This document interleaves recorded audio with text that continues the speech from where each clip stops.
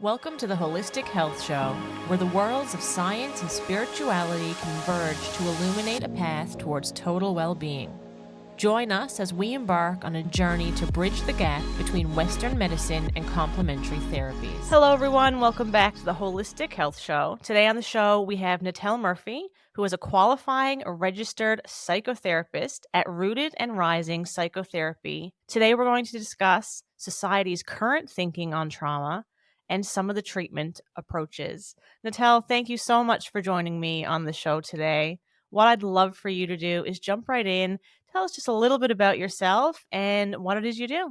I'm so excited to be here. Thank you for having me.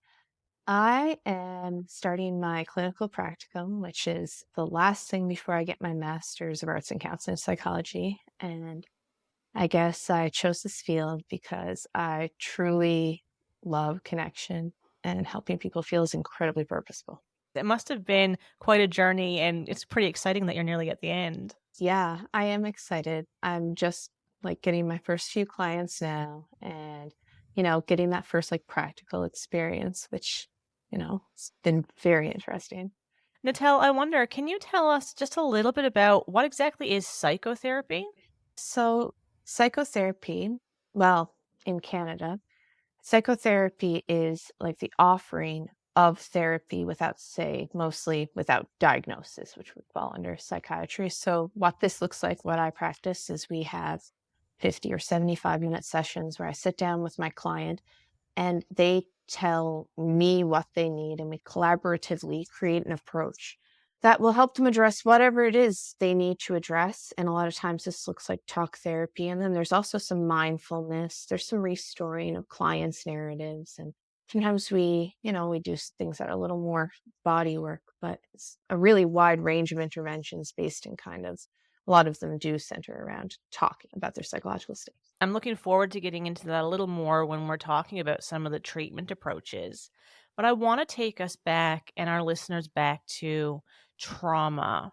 What is trauma in the sense of psychotherapy? Well, the American Psychological Association has this definition for trauma, and it is comprised of an event, and this event is like a wide breadth of things. If you witness a crime, if you say experience emotional abuse or neglect, and natural disaster, there is so many things that could be considered a traumatic event. And what comes after the traumatic event is like a psychological reaction, and there's the immediate of shock and denial. And then there's longer term effects like flashback avoidance. And then there's non-psychological symptoms that exist too, like relationship strain, physical symptoms. But one interesting thing about trauma is it has a lot more social attention nowadays. I don't know if it's something that you kind of notice a lot more in the media that you see. Everyone is talking about trauma at the moment in the sense of how it's impacting your mental health and your physical, how it bleeds into, like you said, relationships and your work life. And I'm fairly confident it is certainly not a new thing, but it's something that maybe we're more open to discussing as a society and addressing, and then in turn getting the appropriate help for. That's actually a really good point, because the existence of kind of this social awareness of trauma has lots of good effects. Like what you mentioned, it's not stigmatized anymore. People notice, hey, I'm having issues that look like this. Maybe it's trauma. Maybe I need to seek out treatment. All of that is a byproduct of gaining more social awareness, which is a great thing. An interesting thing that happens, though, is that the public also has kind of a social definition of trauma, if that makes any sense. And if you look at the difference between what the general public believes about trauma and what clinicians believe about trauma, there are gaps. They did this study in 2022, and they talked to over 200 people, and they said, "What is trauma?" And they let them answer whatever they wanted. Then they picked out themes about what they saw. So the first one is people seem to think it was an event. No emphasis on the reaction afterwards, just trauma is getting in a motorcycle accident. Trauma is watching someone die. It was just an event in their description. It kind of doesn't go with the event reaction that the APA has. And then the other gap would be people seem to say these themes of you can't get away from trauma. It's something that stays with you for the rest of your life. And, clinically, that's not something that's like taken as fact or anything like that. There's a lot of new frontiers being explored here. So to have those gaps in public perception of trauma means that there are some people out there who think trauma can't be fixed. Why seek out treatment? And there's also people who think that trauma is just the effect. So if they have issues afterwards or psychological effects afterwards, they're not necessarily tying it to trauma because trauma to them is just an event. So it does kind of still affect how people are seeking treatment, right? Yeah, and as you're talking there, my brain's just ticking away, and I'm thinking, there are maybe perhaps in the older generation more of this, but oh well, it's time to get over it. Just stop thinking about it, and it is in you, and it does kind of stick, but that doesn't mean that you can't address it and work through it. And do I have that correct? Is that what you're then doing? 100%. I think like there is a lot of hope when it comes to the treatment of trauma. I mean, obviously, when we work with the mind, it's so complex. You can't ever guarantee results, but there are so many different ways that people are thinking about trauma and ways to address trauma and like kind of coming from new science and away from traditional approaches. And in that way, it's hopeful and it's exciting. I don't know if you know much about more traditional talk therapy trauma treatments, what trauma therapy might look like that you've seen in media or heard about or anything like that. But talking about trauma is probably what most people would think about if they were to say, I'm going to go to therapy for trauma. What's going to happen there, right? Through the podcast, I've been learning a lot more about that. But I know in talking to friends and my thoughts prior, therapy has, traditionally, anyway, in my view, been talk therapy. But now I'm learning, we've had an episode on art therapy, and she mentions working through trauma. There's been EMDR therapy, hypnosis. So there's been a lot of that, and I've learned about it through the show, actually, through having guests on the podcast. I like the exploration, like there's all these new ideas about what could be working here. But the traditional idea, and I guess something that would be like considered the gold standard for a long time, would be prolonged exposure therapy. The APA rates it as something that is very effective at treating trauma. And what prolonged exposure therapy is you get your client to start engaging with memory of the traumatic event. And you don't want them to become numbed out and too overstimulated by like what's going on. And you don't want them to engage so much that all of a sudden they're in emotional despair. You want to like engage them on a healthy level and then return them back to a place of safety. So they think about the traumatic thought, they think about safety. And in that way they learn that traumatic thought is no longer dangerous to me. I am safe. And that kind of can get rid of like a lot of the avoidance. It has good results and it's based in traditional talk therapy. Then there's also some other approaches that are a little more like psychoeducational. There's a really interesting one called STAIR therapy, skills training and effective interpersonal regulation. And that really leverages the social treatment of a psychosocial kind of component that they're addressing. There's this study that talks about when people experience trauma, if they have like a good support system and are able to talk about it afterwards, the likelihood of it developing into PTSD goes down. So we know that when, when you experience trauma, support is important.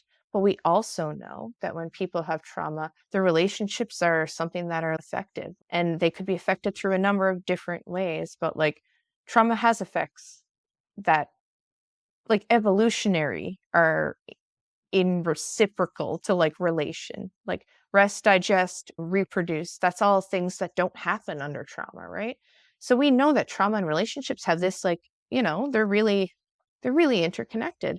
So there's this therapy called STAIR therapy that teaches you about like the interpersonal deficits that might be coming from your trauma and to be like cognizant of them and how to address them. But that's also kind of a more talk therapy too, but just approaching it from a different way. And all of these therapies, they're kind of all top down. They like go from your brain and then they expect to, the traumatic response that your body has and stuff will resolve once your thoughts resolve. That's the thoughts behind them. But there's actually new therapies that don't think that way. Just before we get into the bottom up approach, when we're talking, we've seen or we've experienced this trauma, Mhm. and so our brain is processing it, and then it's coming down, our body is processing it, it's, probably sticking in places. That must be different for everyone, right? The same situation would impact one individual differently to the next, or are there common themes? I think everyone's experience would be different. Like we're too complicated, but there are overarching themes when it comes to like how trauma affects the body. And one of them, for example, would be nervous system regulation. And a little bit later, I hope to get more into like some polyvagal theory, which is kind of a theory that goes along with how the nervous system is affected by the psychological state and really delves into that. The thing is, every experience is different. Like I said, sometimes people won't develop these symptoms of trauma when they're exposed to things, and there could be a million factors why one person might develop trauma and another person won't, and stuff like that. But yeah, there are some common themes about what it does to your body. Yeah, I was curious about that. So thank you for clarifying for me. You were about to talk about this bottom up approach rather than the top down. So can you explain that? Well, the bottom up approach, it just puts much less thought or much less focus on thought. And the focus is like on your actual physiology. And I guess I'm sure there are people out there who might be thinking like trauma has a lot of like psychological effects. Why aren't we thinking about it through psychological cognitive ways to solve it? And I think there's a couple good answers for that. There's this very smart woman, Deb Dana, that talks about how the interconnection between the brain and the nervous system, those neural pathways, 80% of that electricity flows from body to brain. Like your body is giving your brain signals about what's going on, what it feels before your brain even tells a story about it. Only 20% of that flow is from brain to body. So when we think of treating the brain, if we don't observe the body, we're missing out on so much more we could leverage. Like this isn't really a new idea either. Charles Darwin talked about like emotional experiences on the body. He talked about when the mind is strongly activated, it affects the state of viscera. So, this isn't a new idea. It's kind of like a bit of an older idea, but I feel like it's only just kind of making its frontier in psychology. Like it is a relatively new approach. It almost seems like, these ideas have been around for a long time. And I mean, certainly work has been done in various capacities, and in Mm. many cases, even documented. And I'm sure in many others, not. But it seems like we're only now, as a society, ready to accept this and explore it. Whereas before it wasn't widely accepted. So there was a smaller group of people kind of exploring this idea, and maybe it was, weird or, woo woo in some cases, there's that, but that's kind of leaving the general thinking now, isn't it? And society as a whole is more coming together and saying, okay, let's actually, there's something here that we now need to be ready as a collective to approach and work together on. What you feel is there's like a social cultural component that used to kind of mean that this wasn't really considered real and that bias is starting to fade. I mean, when it comes to therapy and psychology, like a lot of things are tested through, is it effective for this group of people, right? There are some fMRI studies and stuff like that to assess the effect of certain things. But when it comes to like therapy types, almost all of the research that's done is it effective for making the symptoms of whatever we're testing for, PTSD or whatever, is it able to reduce the symptoms? That's kind of like the metric on which it's measured, which means we don't have scientific certainty here. So, like, the openness is exciting, right? Yeah, I'm excited about it, and I think a lot of others are. And it's, it's only a matter of time. Like everything else, you have to see where it takes us and where we go with it. I think another interesting theme on the mind body connection is like sometimes we see these physical effects like manifesting in worsened trauma. So, Ivan Pavlov, the guy who, he rings the bell and gives the dog food, and then he rings the bell and the dog starts drooling, the classical behaviorist. There was this accidental flood that happened in his laboratory one time, and all of the dogs that he was like doing his behavioral testing on, they were all in cages, and the water started to rise and rise and rise. And the dogs were trying to get out. Everything in their system was like fight or flight. I have to get out of here. I cannot be stuck in this cage. But they were contained. The cage wouldn't open. Luckily, though, the river stopped rising, started receding, everything started going down, and all of these dogs were completely safe physically, but they started all having exactly the same psychological pattern, which was they started lying down all the time. They completely lost any interest in their surroundings, and anytime like a handler that they were previously friendly to would come over and open the cage door, they would lead the dog out, and the dog would be very aggressive with them, and all of them showed like these similar symptoms. And it's kind of like the physical effect of being contained when you want to escape. Like lots of trauma has themes like that people have experienced, right? But like Pavlov called this inescapable shock. And it's like a really interesting thing to consider. Like if we get into fight and flight and we don't do anything, we're psychologically affecting ourselves. Like, are we like these dogs? Like, what do you think? I can imagine if it were me stuck in a cage and I thought that death was imminent and I was about to drown, and, and not an instant death either, quite terrifying. I would have quite a bit of trauma from that. I would be desperately trying to Yeah. get out of that cage, and I would probably not wanna be in any closed spaces after that. Yeah, the effect of containment is like really interesting. There's this case study that talks about this young boy, and he was in first grade and he lived in New York. And on September 11th, his school was right next to the Twin Towers, and his parents were dropping him off for the beginning of the day.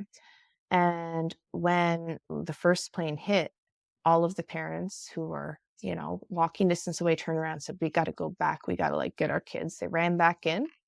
They would each pick up, their kid, and they all escaped safely. So in that case, they were in this incredibly dangerous situation, like, something that would easily be traumatic. And when they were speaking to this little boy afterwards, he like generally could remember a lot of it. He was showing some like interesting problem solving skills where they asked him to draw a picture of the 9/11 tragedy, and he drew a really big trampoline coming like outside of the window. So it's like he was coming up with these solutions of how, if this were to ever happen again, how could we fix it? And they think that his parent coming and picking him up and him being like reconnected to that source of safety is what caused the trauma to not develop into something like post-traumatic stress disorder. Yeah, so, I mean, I guess it's about being in that traumatic situation, and even if it wasn't the result of your own actions that got you back to safety, but then being able to get to safety as opposed to the inverse occurring, that must have done something Ye for him, was it? Or Yeah, exactly that. Well, that's what these 2 guys, Peter Levine and Pat Ogden, think. They've created this new kind of therapy called somatic therapy. You don't talk about your trauma, you engage with it, like, within your head, and then you have to use awareness to go into your body and kind of, if your body is calling for escape, if your body is doing fight or flight and you are being contained, this therapy approaches that issue. First thing it does is it builds awareness.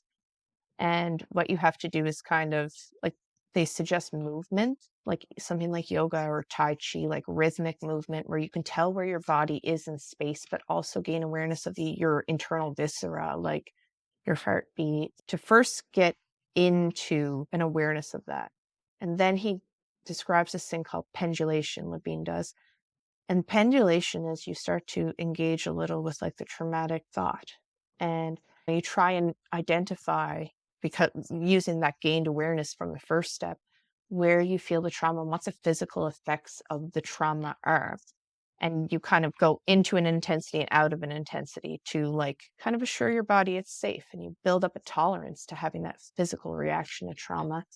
And then the third step is to follow through on any like incompleted fight or flight or any time that you were contained during trauma. And people will get up and like physically act out, pushing someone away or running or, like swinging their fist in the air. And there's this component of physically giving your nervous system what was contained before, either because you were physically contained like Pavlov's dogs, or because you were containing yourself because of, I don't know, like societal expectations or just a fear of doing it or anything like that.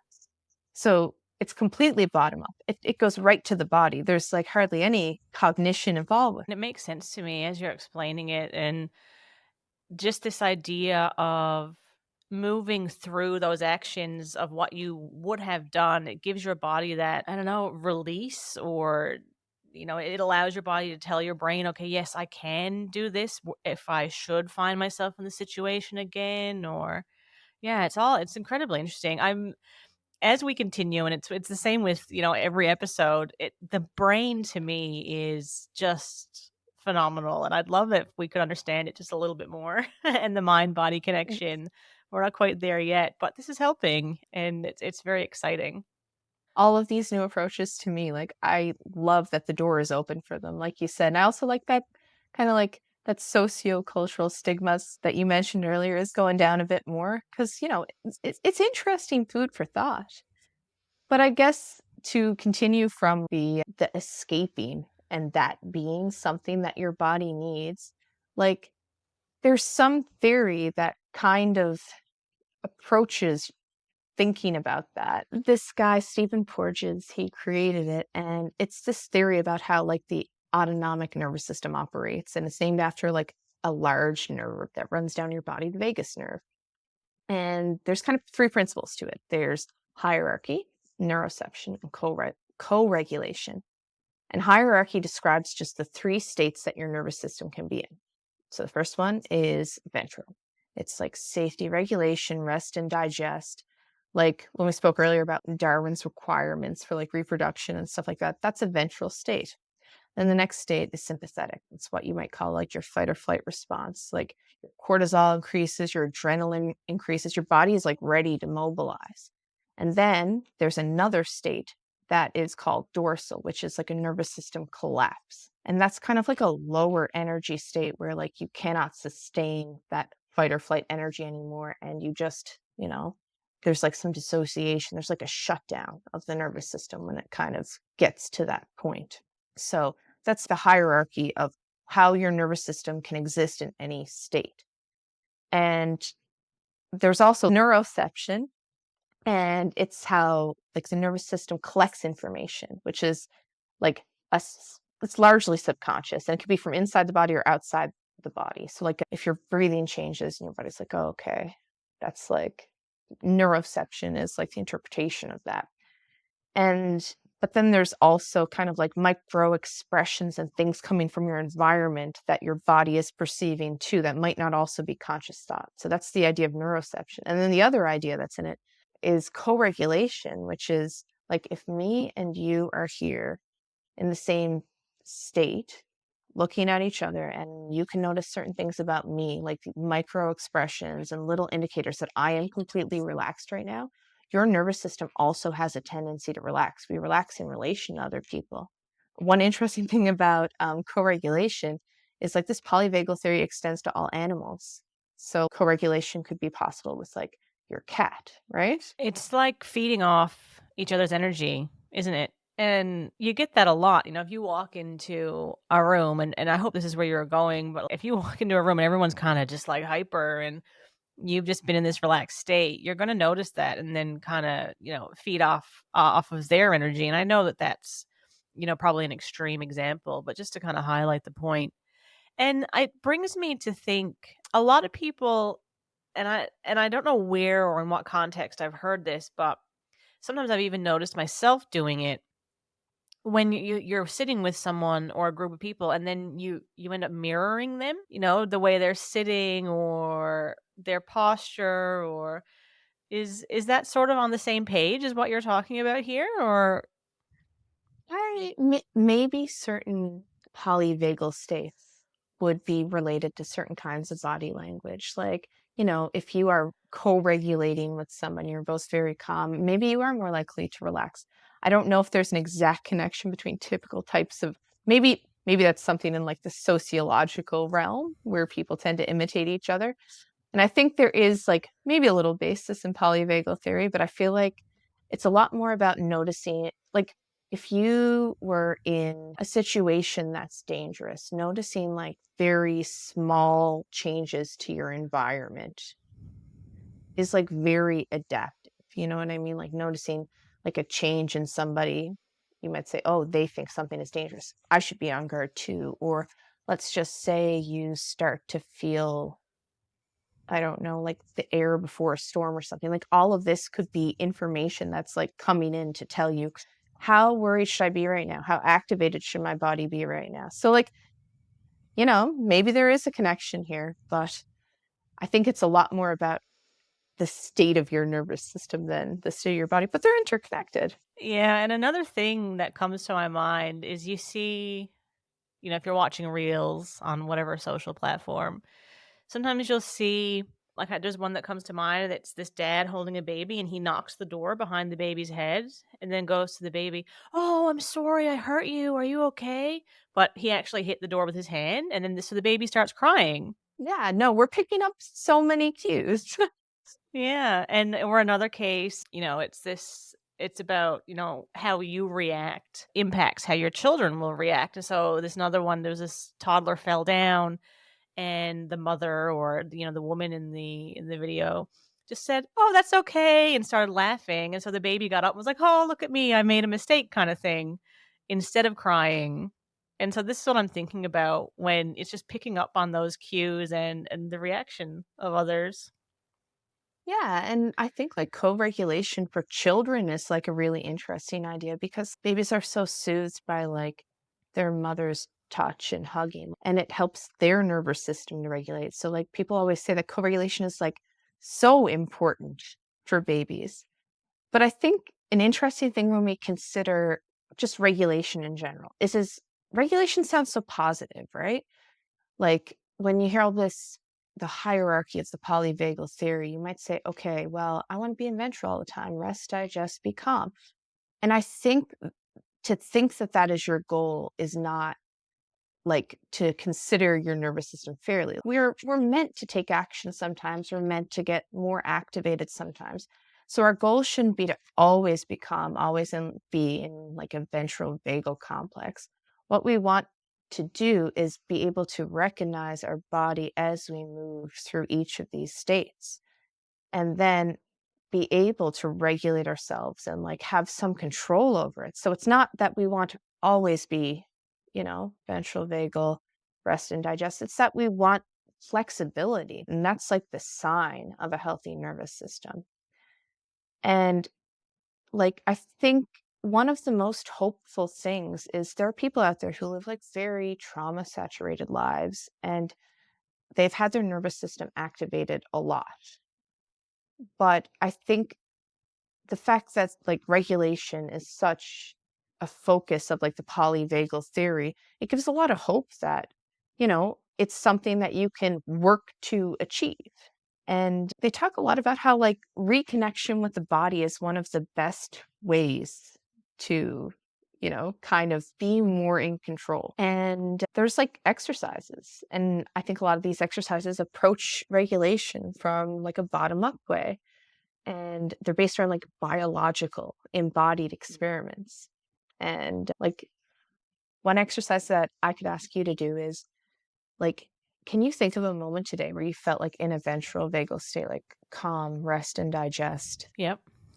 Yeah. So just bringing awareness to that moment, even if it's fleeting. And it's actually like harder than you might think. We're not wired for this. We're wired to be looking around our environment and seeing if there are threats and stuff. We're wired to look at the negative. But if we can just like look at that second of calm, or like, I looked out the window and I felt the sun on my face and I connected with like those around me and I felt in rest and digest. To just bring awareness to that state is like so important. And we can almost like regulate ourselves by doing that. And then there's the physical of breath practices. And trauma history can actually affect your breathing in certain ways. And it can make certain ways of breathing also feel unsafe if it's something that the person has like avoidance associations with. So approach breath work with a little bit of caution, slowly. If it doesn't feel good to your nervous system, that's okay. But a really easy exercise is sighing for every single nervous system state. A ventral vagal sigh of relief, just, and then like a sympathetic sigh of frustration, or like a sigh of despair when you're in dorsal. Like it helps you calm down your nervous system and like return to home and ventral vagal. It's just as easy as that. Anybody listening regularly on the show will know that I'm currently pregnant, and that takes a toll on your body and your brain and Absolutely. everything. And my husband said to me the other day, you're certainly making a lot of noises. And so I think I might be self-regulating because I'm sighing. Good for you. You've come up with these natural ways to regulate yourself even without knowing. Resistant breathing is another one, like breathing in and out of the straw so that you suddenly become like very aware of your in breath and out breath. That could be another regulating practice. That might be one that approach with caution. There's also like movement practices, and they actually associate like different kinds of movement with being what you need in each state. So in ventral vagal, repetitive circular movements might feel good and like bringing an embodied awareness. And then if you're in a sympathetic state, maybe like something to just release energy, like to punch into the air to make like a jagged or disorganized movement. And then when you're in dorsal, like that's a pretty low energy state. So even picturing moving might be enough. Even like paying attention to the movement that you don't have to control, like your heartbeat or your breathing, like anything to start movement and try and make your way out of that low state of shutdown could be even like a hand massage or something like that, just to bring a little movement here can help you regulate. And so are these things that you would do in a therapy session with a client? Like I said, a lot of these do have to be approached with caution, but this doesn't resonate with everyone. So, sometimes I do find like I ask people to try and pay attention to their embodied experience but it might not resonate with them, right? And just because therapy is so all about the collaboration, that's okay too. I like to give lots of things to try, but, no two nervous systems are alike either. So, like certain things that could be regulating might not feel as good to other people, or people just are in naturally different states. Like, they might be in ventral vagal more or dorsal more or anything like that. So it's really hard to apply like a catch-all, but I think experimentation is really, really important. Yeah, you certainly have to work to the individual, and sometimes it's about trying something that maybe you wouldn't have before, and if it works and it's something that you want to continue, then great. And it's also okay to say no, I don't like that, and move on. Yeah. But I think all of this talk on drama, there really is a common theme that befriending your nervous system, befriending your body, there's lots of studies that show that this could be a new way to approach it. That psychological through physiological. I think the openness to it, like the way that it's starting to be employed in like a lot more therapies, I think it's very exciting. Certainly, and anyone who is experiencing trauma or has experienced trauma and is living with, the after effects of that, my only suggestion is absolutely give it a try, because in my view, it really can't hurt. If you're with the right psychotherapist, then they're really looking out for you and, like you said, working to you as an individual. And so why wouldn't you at least give it a shot? Natelle, thanks so much for joining me today. It's been really insightful, and I'm excited to share it with all of our listeners. And I would actually love to know if anyone had any more questions or wanted to learn a little bit more about psychotherapy, where could they do that? As of right now, I'm with my clinical practicum, I am accepting new clients at Rooted and Rising Clinic, and you can see my complete availability and learn more about me and about what we offer at Rooted and Rising at rootedrisingpsych.ca. Thank you. And what I'll do for all of you who are listening and you want to click on that link, I'll just pop it in the show notes in either the video if you're watching on YouTube, or on the podcast episode if you're listening via Spotify or Apple. Thanks, Natelle, again for joining today. It's been an absolute pleasure. Thanks for joining me on the Holistic Health Show and trusting me to guide you towards proactive healthcare.